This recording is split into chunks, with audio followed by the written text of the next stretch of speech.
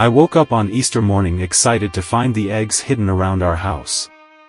But as I tiptoed downstairs, something felt off. The air was heavy, and a strange chill ran down my spine. Then, I heard it. A faint scratching sound coming from the front door. Curious, I crept closer, peering through the peephole. There, on our porch, stood a figure dressed in a tattered Easter bunny costume. Its eyes were dark voids, devoid of any warmth or kindness. My heart raced with excitement.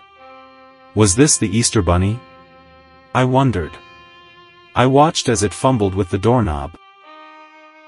Its movements jerky and unnatural. I giggled nervously, thinking it was just someone playing a prank. I ran back upstairs to tell my parents about the funny Easter bunny outside. But when I reached their room, the door was locked. Confused, I pounded on it, calling out for them to wake up.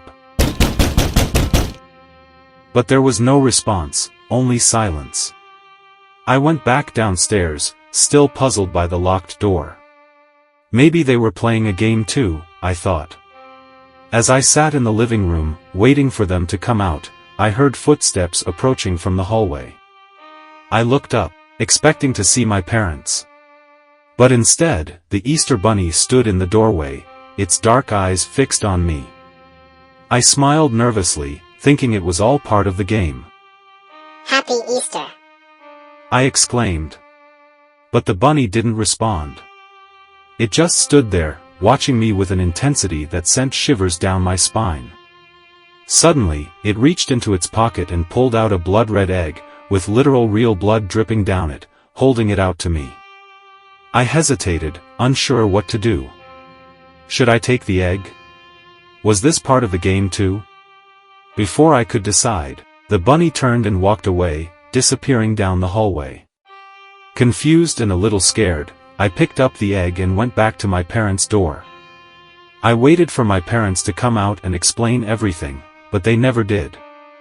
One of my neighbors ended up calling the police and they found that my parents had been murdered.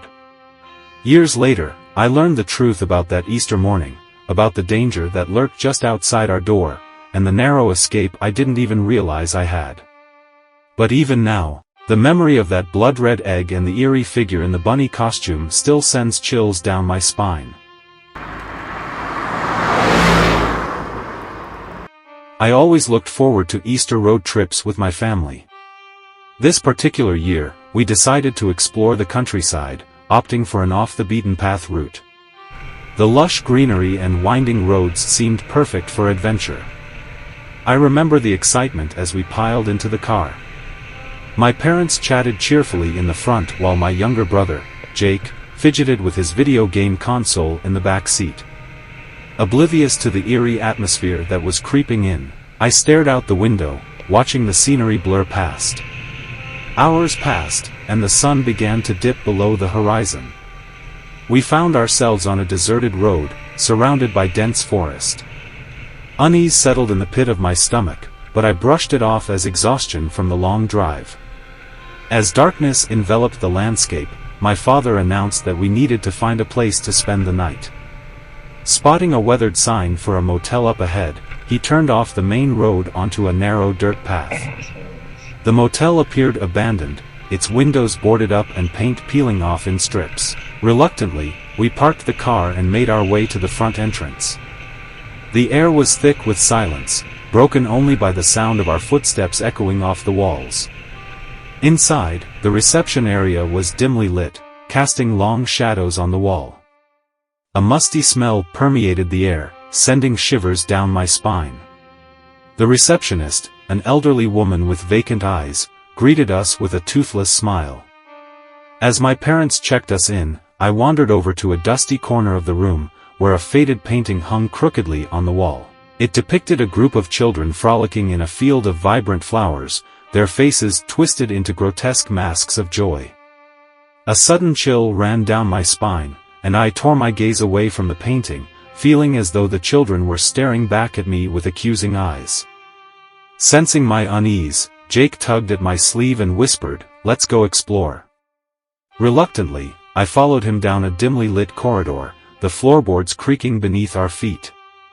The air grew colder with each step, and a feeling of dread washed over me like a tidal wave. We stumbled upon a door at the end of the hallway, its hinges rusted and groaning in protest as Jake pushed it open.